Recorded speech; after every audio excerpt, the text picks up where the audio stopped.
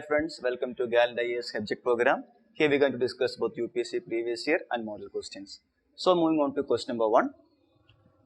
On history, Annie Besant was, statement 1, responsible for starting the Home Rule movement. Statement 2, the founder of Theosophical Society. Statement 3, once the president of the Indian National Congress. Select the correct statement or statements using the course given below.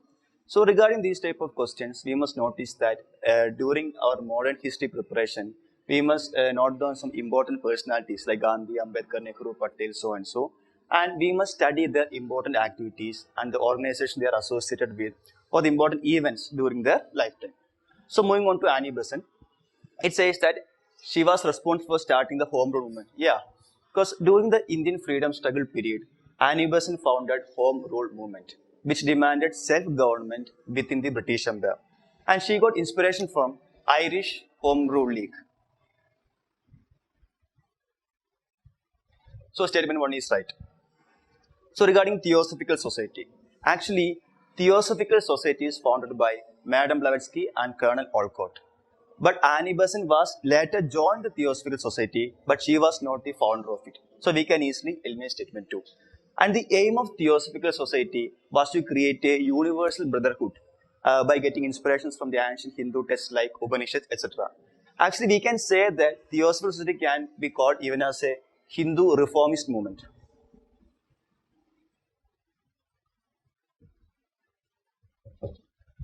So since Annie Besant was not the founder of society, statement 2 is wrong.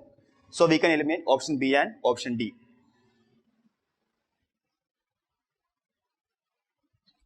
Next thing left is once the president of Indian National Congress. Yeah, in 1917, she was the president of Indian National Congress, and also she was the first women president of Indian National Congress. So statement 3 is also right. So the answer become option C, 1 and 3 only. Next question is on from economy. With reference to Indian economy, consider the following: bank rate, open market operations, public debt, and public revenue. Which of the above is our component or components of monetary policy? So we know that RBI, the duty of RBI is to regulate the liquidity of money in the market. So to ensure the liquidity, RBI has many operations like the bank rate, open market operations. Bank rate means when the bank rate becomes higher, the credit flow become lesser and vice versa.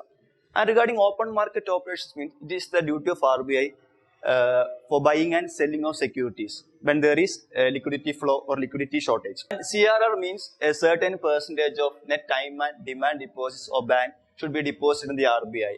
Next is SLR, that means statutory liquidity ratio. Again, a certain portion of NTDL should be deposited within the bank itself. Next is credit control facility. That means RBI regulates the credit. That means a certain portion of credit should be deposited to some sector or some people or some organizations. Likewise, RBI controls the credit policy of bank. Then is moral persuasion.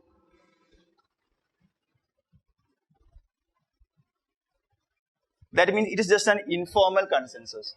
RBI just advises the banks to do so and so or do not do so and so likewise. And it's just only a moral obligation and it's not mandatory. So by ensuring all these operations, RBI controls the liquidity of money in the market. So moving on to the question, the following options, only bank rate and open market operation suits for the answer. That means option C, 1 and 2. And we know that the public debt and public revenue, it's part of a fiscal policy.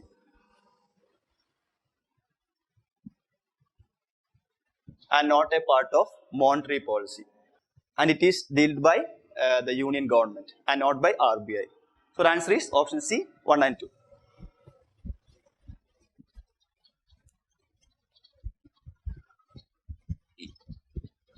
Moving on to next question on polity.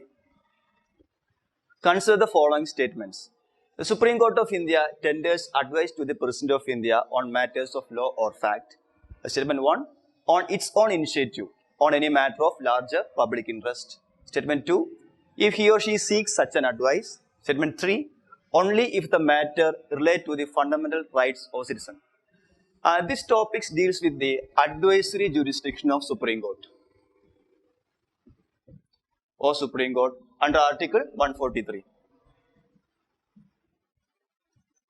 That means this is a power of President to consult Supreme Court regarding some advices. For any kind of law or facts, even if the pre-constituted agreements, anything, the President has the right to consult Supreme Court for such advices. So here says that Supreme Court gives advice on its own initiative, and that's a false statement. Because only when the President seeks advice, the Supreme Court tends to give advice to him. So statement 1 is wrong. So we can eliminate option A and option D. Because only when the President asks for an advice, Supreme Court tenders it, and not by its own initiative. That is again statement number 2. It says that if he, she or seeks such an advice. So statement 2 is right. Statement 3 says that only if the matter related to fundamental rights or and no, it's not only related to fundamental rights. On any fact or law, the President can get advice from the Supreme Court, and not only related to fundamental rights. So statement 3 is also right. And one thing to be noted is that when the Supreme Court gives some advices, it is not binding on the President. It is not necessary that President should follow the advice as such. Okay, so statement 3 is also wrong. Our answer becomes option B, 2 only. Moving on to the next question, which is from World Geography. Turkey is located between option A, Black Sea and Caspian Sea. Option B, Black Sea and Mediterranean Sea. Option C, Gulf of Suez and Mediterranean Sea. Option D, Gulf of Aqaba and Dead Sea. So UPSC generally asks map-based question, either from World Geography or Indian Geography. Mostly because that region must be prominent in the current affairs. So when we deal with World Geography, we must notice some important seas or important straits, important channels or important mountains, likewise the deserts. So most prominent physical features and some core locations must be there in our mind. So regarding this question, location of Turkey, it is between Black Sea and Mediterranean Sea. That is option B. Next option is Caspian Sea, because Caspian Sea does not border the Turkey. And regarding Suez, Gulf of Suez, we can see that Sinai Peninsula. The left side of Sinai Peninsula is Gulf of Suez, and the right side of Sinai Peninsula is Gulf of Aqaba. And Turkey does not border that area also. So we can say that the correct answer is option B, Turkey located between Black Sea and Mediterranean Sea. Answer is option B. Moving on to next question from Environment Ecology. If you travel through the Himalayas, you are likely to see which of the following plants naturally growing there. Statement 1, oak. Statement 2, rhododendron. Statement 3, sandalwood. So we must notice the importance of this kind of question, which means we must study some important trees or plants or animals from a particular region. For example, if tropical rainforests were asked, the important trees like ebony, mahogany should be noted. If it is tropical deciduous forest like sal, teak, sandalwood should be noted. Regarding temperate forests or mountain forest, we will note down oak, maple, likewise. And not only regarding the trees or some forests, we know that some animals are endemic or particular to some regions, like, say, example, Asiatic lion. Asiatic lion is in Gir Forest, and barking deer is in Kebul Lamjavo National Park.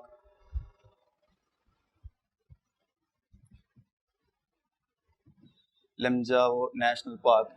Likewise, the important animals which are endemic to certain parts or some special trees which are grown only in particular area. These kind of facts should be noted down because UPSC generally has such type of questions. So regarding this, it's about Himalayas. Himalayas, we have mountain type of forest. So we can easily say that sandalwood, that means statement number 3, will not be grown there naturally, generally. It's a part of tropical deciduous forest. So just because of knowing that sandalwood is a part of tropical deciduous forest, we can easily eliminate option B, option C, and option D. So we easily arrived at the answer option A, because oak and rhododendron are found in Himalayas and not sandalwood is found there. So at least we must know some core important animals or trees or birds or plants, anything related to a particular area. That will be very much helpful to arrive at the answer. And that's all for the day. Thank you.